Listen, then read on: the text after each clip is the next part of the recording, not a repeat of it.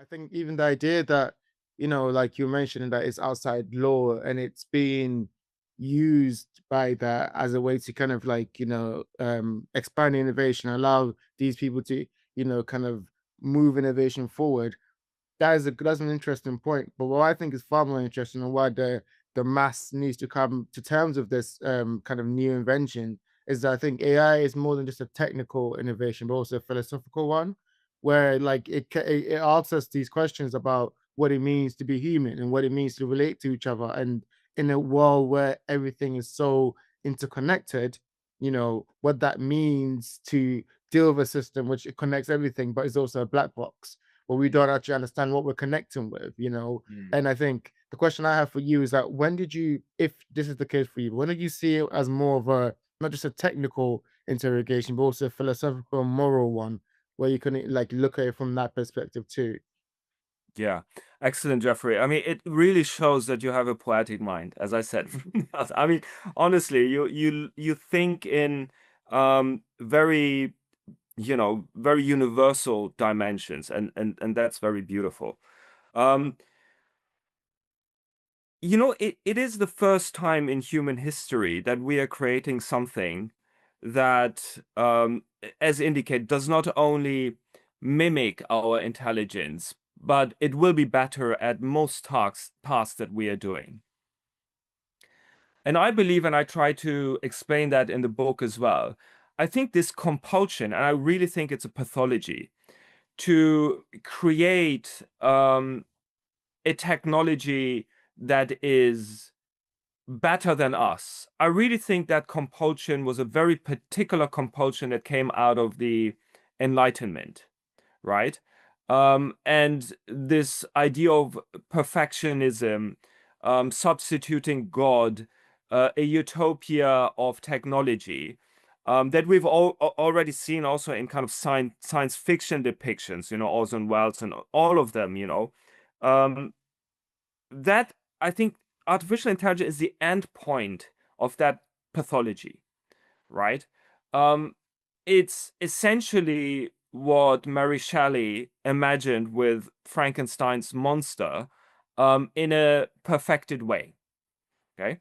And indeed, this new trend in the digital afterlife, is an exact reincarnation of that book, right? Of Dr. Frankenstein, essentially creating a non-human, well, it's a humanoid, right? Essentially.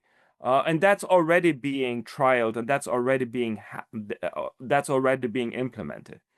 So there is that metaphysical, by definition, beyond the physical dimension of artificial intelligence. It's not only about accessing our bodies, it's also about, and in particular about accessing our mind and recreating how we think and recoding how we think, how we act, and how we exist as humans, right? On that existential level. And AI is the first technology that allows for essentially full penetration. So, at the same time, all of that, as we established, emerges from a very particular habitat. And that's currently primarily Silicon Valley, tech bros, so to say, the United States, right? So that's the cultural habitat of artificial intelligence as it is presented to us. It's a very centered, hierarchical system that is infused by ideas that come from a particular society.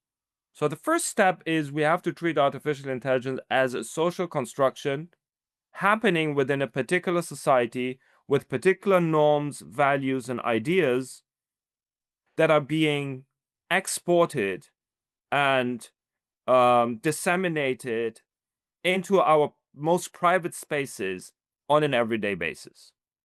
Okay? The philosophy behind that is a very particular materialistic philosophy that is based on the expansion of the market into our living room, okay, on our phones, on our TVs. All AI-powered device that we have is part of that market and part of that philosophy of expanding the market into our everyday existence, right?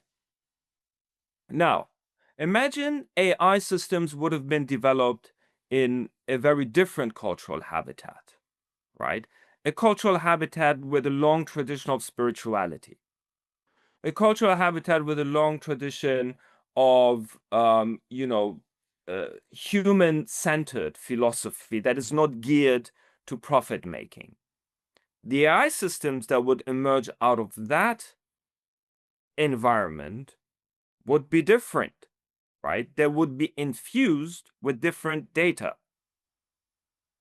And the outcome of that data, the algorithms based on that data, would be different too.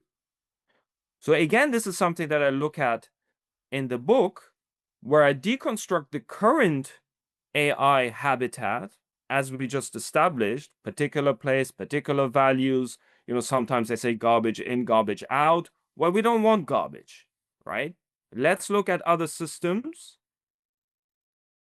If this technology is a technology that is a potential threat to, the human constitution, then let's look at other philosophical systems that appreciate humanity and that have a longer tradition, certainly than the United States, in looking at what life is all about. Okay? And maybe we can move away a little bit from this idea that consumption, the market, profit making is central to our life. And you and I would agree it is not, right? And it shouldn't be.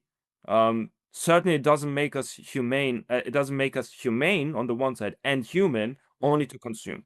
Mhm. Okay, so that was the idea behind pluralizing philosophy and imagining what an AI system would look like if we gather global incentives and a global input. At the end, we would have better algorithms. That's the argument behind it. We would have good AI, right, that would function for humanity on a global scale. Yeah. I completely agree. And I think you made that case so well. And I think I mentioned that before. And I think that is the pivotal point. That's the point that I've not seen discussed anywhere about the reasons, like you mentioned, the bad data behind the AI that we're creating, how the AI we currently have is kind of like infused and influenced by the way of capitalism and the way of kind of like big everything being directed towards a goal, especially in how the West kind of views things and how it's stacked on top of all these different ideologies that has led to that kind of final endpoint. And how, if we were to flip it and mention, for example, Eastern philosophers, how they looked at certain stuff was very much different, very much more a symbiotic relationship between nature and spirituality and what it means to be human and the kind of the becoming of self. I think that's what I want to focus on now. So if we could go a little bit more deeper into that and talk to me about some philosophers, you mentioned a few in your book, that you think that their ideology or their philosophy would be much more aligned to the AI that we want and the outcomes from AI that we want.